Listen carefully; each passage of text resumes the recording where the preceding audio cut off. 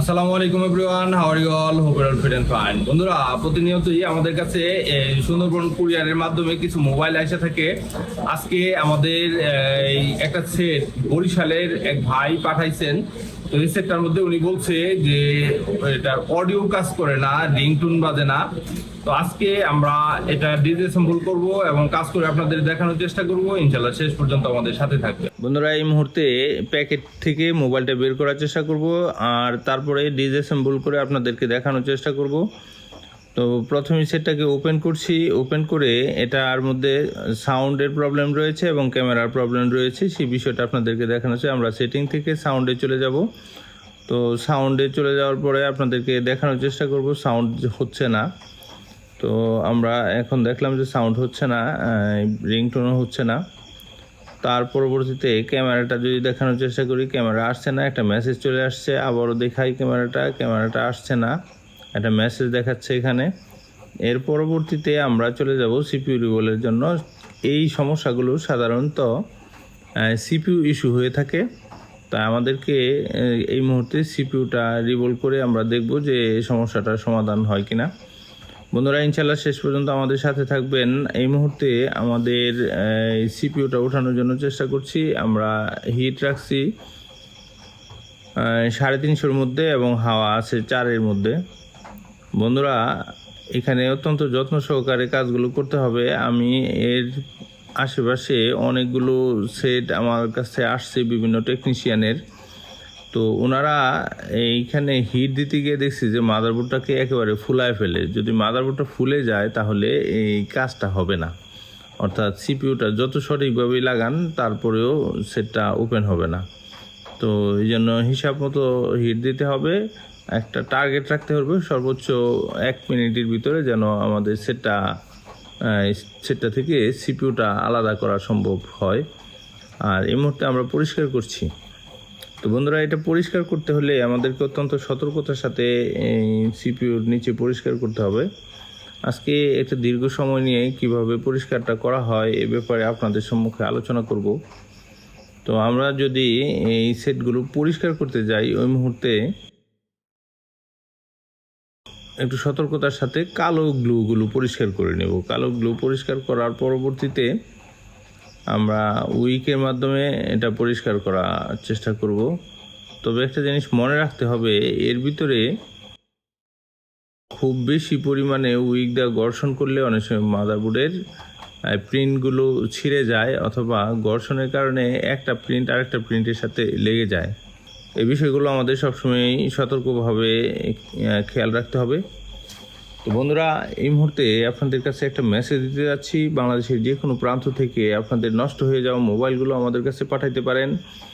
একটা রানিং মোবাইলের যদি ক্যামেরা কাজ না করে, ওয়াইফাই কাজ না করে, তারপরে সাউন্ড না হয়, ওইসব ক্ষেত্রে আমরা কোনো প্রকার ডেড রিস্ক ছাড়াই এই সেটগুলো কাজ করে থাকি। আপনারা কুরিয়ারের মাধ্যমে আমাদের কাছে পাঠিয়ে দিলে আমরা কাজ সেরে আবার আপনার কাছে কুরিয়ারে পাঠিয়ে দেব। বন্ধুরা, আরেকটি বিষয় আলোচনা করছি। যারা মোবাইল সার্ভিসিং প্রশিক্ষণে ভর্তি হতে চান, আমাদের এখানে যোগাযোগ করতে পারেন। আমরা Borneo schematic diagram, iCloud unlocking, hardware software, IC reballing, eMMC programming, এই কাজগুলো অত্যন্ত যত্ন সহকারে শিখিয়ে থাকি। বন্ধুরা, যারা দীর্ঘদিন এই মোবাইল সার্ভিসিং এর সাথে সম্পৃক্ত, কিন্তু দেখা গেছে যে একটা ডেড বুট আসলে কোত্থেকে মেজারমেন্ট শুরু করতে হবে, কই গিয়ে শেষ করতে হবে, এই বিষয়গুলো খুব ভালো করে আপনারা জানেন না, তাদের জন্য আমি একটি পরামর্শ দিচ্ছি। সেটা হলো যে যদি আপনি দীর্ঘদিন যাবৎ মোবাইল রিপেয়ারের সাথে সম্পৃক্ত হয়ে থাকেন, তাহলে অনলি 7 দিনের একটা কোর্স রয়েছে আমাদের এখানে। সিপিইউ রিবোলিং এবং ইএমএমসি প্রোগ্রামিং আর বর্নিও স্কিমেটিক ডায়াগ্রাম, এই 3টি বিষয় অত্যন্ত দক্ষতার সাথে এবং অল্প সময়ের মধ্যে শেখানো হয়। তো আপনারা আমাদের সাথে যোগাযোগ করলে আমরা আপনাদেরকে, অর্থাৎ যাদের দোকান রয়েছে এরকম কেউ যদি আমাদের সাথে যোগাযোগ করেন, আমরা আপনাদেরকে কাজটা শিখাই দেব। অনলি 7 দিনের ভিতরে কাজটা শিখাই দেব। এবং আমি যা বলছি গ্যারান্টির সাথে, যে 7 দিনে আপনাকে সিপিইউ রিবোল সংক্রান্ত এবং আইসি মেজারমেন্ট, তারপরে মাদারবোর্ড, ডেড বুট মেজারমেন্ট, এই কাজগুলো অত্যন্ত যত্ন সহকারে শিখিয়ে দেব। অনেক ক্ষেত্রে দেখা যায় যে 10% শর্ট হয়ে আছে, 20% শর্ট হয়ে আছে, কিন্তু সেটটা রানিং। ওই অবস্থায় কিভাবে শর্টগুলো ছাড়াইতে হয় সেই বিষয়গুলো অনেকেই জানেন না, বা এই ধরনের সমস্যাগুলো নিয়ে আসলে অনেকে ভয়ে সেটগুলোই রিসিভ করেন না।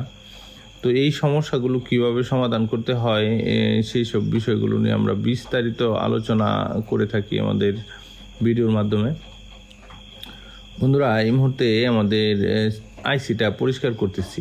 তো আইসিটার মধ্যে আমরা লক্ষ্য করছি প্রচুর পরিমাণে কালো গ্লু রয়েছে। আপনারা কি করবেন, এখানে জাস্ট একটু পেস্ট লাগায় নেবেন। পেস্ট লাগানোর পরে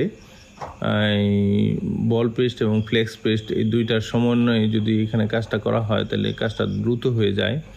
তো আমরা এই মুহূর্তে ফ্লেক্স পেস্ট দিয়ে জাস্ট এটা পরিষ্কার করার চেষ্টা করতেছি।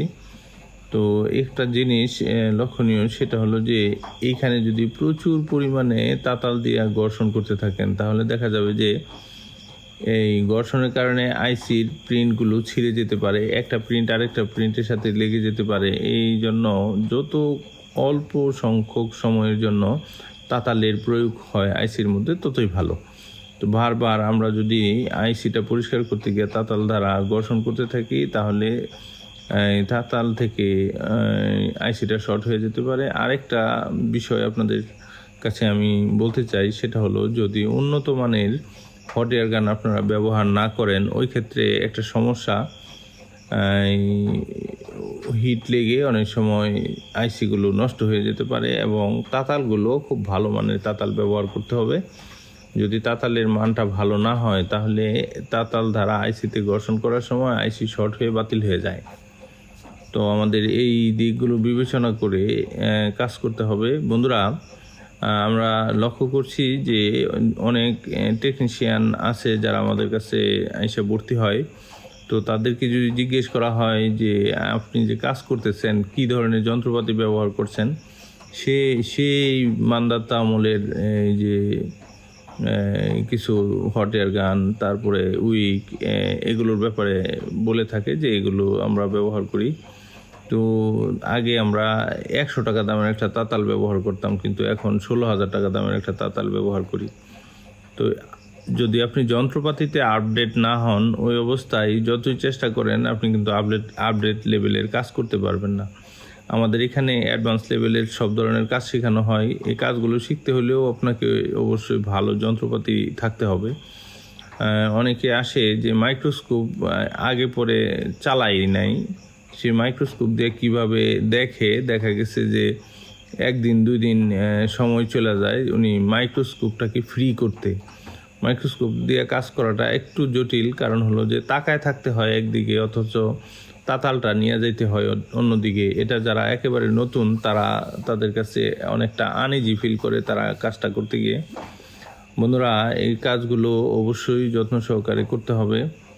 তো আমাদের আইসিটা পরিষ্কার করতেছি। আইসিটা পরিষ্কার করার সময় তো আমরা এই মুহূর্তে হালকা হিট দিয়ে একটা নাইফের মাধ্যমে এটা পরিষ্কার করতেছি। তো আমরা এটা নাইফের মধ্যে পরিষ্কার না করেও আমরা তাতাল উইকের মাধ্যমে করতে পারতাম, কিন্তু উইক দিয়ে যদি বারবার ঘর্ষণ করতে থাকি তাহলে এটা সমস্যা হতে পারে। সেই সুবাদে আপনাদেরকে পরামর্শ দিব, এই আইসিগুলো পরিষ্কারের ক্ষেত্রে অবশ্যই এই যে হালকা হালকা হিট দিয়ে তারপরে গ্লুগুলো একবারে কেটে নেবেন, তার পরবর্তীতে এইগুলো পরিষ্কার করার চেষ্টা করবেন। তো আমাদের একটা সিপিইউ লাগাইতে সর্বোচ্চ সময় লাগে 1 মিনিট, এবং সিপিইউটা মাদারবোর্ড থেকে উঠাইতে সময় লাগে 1 মিনিট, কিন্তু আমরা ভিডিও বানায় থাকি 20 মিনিট থেকে 25 মিনিটে। তো বাকি যে সময়টুকু আমাদের এখানে ব্যয় করি, মনে রাখবেন এটা শুধু আইসিটা কিভাবে পরিষ্কার করতে হবে এবং মাদারবোর্ডটা কিভাবে পরিষ্কার করতে হবে এই বিষয়গুলো নিয়ে আলোচনা করা হয়। অত্যন্ত দক্ষতার সাথে অত্যন্ত সুন্দরভাবে এইটা পরিষ্কার করতে হবে। যদি এটা সুন্দরভাবে পরিষ্কার না করা হয়, দেখা গেছে যে আইসিটা লাগানোর পরবর্তীতে দেখা যাবে যে বাহির থেকে এই একটা গ্লুর একটা কণা সিপিইউর ভিতরে ঢুকে গেছে, আর সিপিইউর কোনো একটা পা হয়তো এই লাগবে না। আর যদি না লাগে ওই ক্ষেত্রেই দেখা যাবে যে এটার হয়তো সেটা ওপেন হবে না।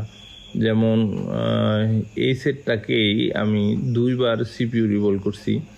প্রথম যখন সিপিইউটা রিভল করি তখন দেখা গেছে যে এর সিপিইউ থেকে একটা লাইন, অর্থাৎ ইউএফএস থেকে একটা লাইন সিপিইউতে আসছে, ওই লাইনটা বাদে বাকি সবগুলো লাইন ক্লিয়ার, কোনো সমস্যা নাই। তো ওই লাইনটার জন্য সেটা ওপেন হয় না। তো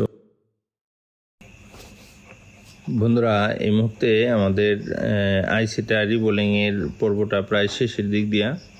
আইসিটা বল করার সময় আমাদের হিট মোটামুটি কমায় রাখতে হবে এবং হাওয়াটা যত কমায় রাখা সম্ভব। তো যদি বেশি হিট দেওয়া হয় তাহলে দেখা যাবে যে বলগুলো ভিতর থেকে উতরায় উতরায় বের হয়ে আসছে। তো এই জন্য অল্প হিট দিয়ে আমরা আইসিটাকে বল করব। আইসিটা বল করার শেষে আর একটু পেস্ট দিয়ে আইসির মধ্যে হিট দিয়ে নিব। তো পেস্ট দিয়ে হিটটা দিয়ে নিলে দেখা যাবে যে আইসিটা সুন্দরভাবে সঠিকভাবে তার যে বলগুলো আছে সবগুলো সুন্দরভাবে বসে যাবে। এর পরবর্তীতে আমরা মাদারবোর্ডের মধ্যে আইসিটাকে প্রতিস্থাপন করব। তো আইসিটা প্রতিস্থাপন করতে গেলে আমাদের কিছু সতর্কতা অবলম্বন করতে হয়। সেটা হলো যে আইসিটা বসানোর পরে প্রথম অল্প অল্প কিছু হিট দেব। অল্প অল্প হিট দেওয়ার পরে দেখব যে আইসির পাগুলো সুন্দরভাবে মাদারবোর্ডে কামড় দিয়ে ধরছে। তার পরবর্তীতে আমরা একটু পেস্ট দিয়ে দিব। পেস্ট দিয়ে 350 থেকে 400 এর ভিতরে হিট রেখে। আসসালামু আলাইকুম বন্ধুরা, আমরা লক্ষ্য করছি যে আমাদের এই সেটটা যখন ভিডিও শুরুতে আপনাদেরকে দেখাইছি তখন এটার ক্যামেরা কাজ করতেছিল না। এখন আমাদের ক্যামেরাটা চলে আসছে। আমরা যদি এখানে ক্লিক করি তাহলে দেখতে পাবো যে আমাদের ফ্রন্ট ক্যামেরাটাও চলে আসছে। তো এর সাথে এটার মধ্যে আরেকটা সমস্যা ছিল, সেটা হলো যে এই রিংটোনগুলো হতেছিল না, অর্থাৎ লাউড স্পিকার, রিংটোন, কানের স্পিকার এগুলো বন্ধ ছিল। আমরা জাস্ট এখান থেকে যদি আপনাদেরকে দেখানো রিংটোন হচ্ছে। তো ইনশাল্লাহ এই সেটটা আমাদের কাছে রানিং অবস্থায় আসছে এবং এটা সিপিইউ রিভলভ করার পরে সেটটা সম্পূর্ণরূপে ওপেন হয়েছে। আমাদের কাছে আপনাদের নষ্ট হয়ে যাওয়া মোবাইলগুলো পাঠাইতে পারেন। এটা যদি ওই ক্যামেরাতে প্রবলেম থাকে অথবা সাউন্ডে প্রবলেম থাকে, তো এর জন্য এটা সাধারণত সিপিইউ ইস্যু হয়ে থাকে। আমরা আপনাদের এই সেটগুলো কাজ করে আবার কুরিয়ারের মতো আপনাদের কাছে পাঠিয়ে দেবো। সর্বোপরি একটা কথা বলে রাখতে চাই, সেটা হলো যে এই সেটগুলো যদি রানিং অবস্থায় আমাদের কাছে পাঠিয়ে দেন, কোনো প্রকার ডেট রিস্ক ছাড়াই আমরা আপনার কাজটা করে আবার আপনাদের কাছে সেটা পাঠিয়ে দেবো। বন্ধুরা, যারা ওই টেকনিশিয়ান আছেন, কাজ করতে গিয়ে আপনাদের সেটগুলো বিভিন্ন প্রবলেম করে ফেলছেন, তো আমাদের কাছে এটার নতুন সিপিইউ রয়েছে। আপনারা ইচ্ছা করলে আমাদের কাছ থেকে সেই নতুন সিপিইউগুলো সংগ্রহ করতে পারেন এবং নতুন সিপিইউর মাধ্যমে আপনাদের সেটগুলো ডেড হয়ে যাওয়া সেটগুলো আমরা রিপেয়ার করে ওকে করে দেবো। আজকের ভিডিও এখানে শেষ করলাম। আসসালামু আলাইকুম।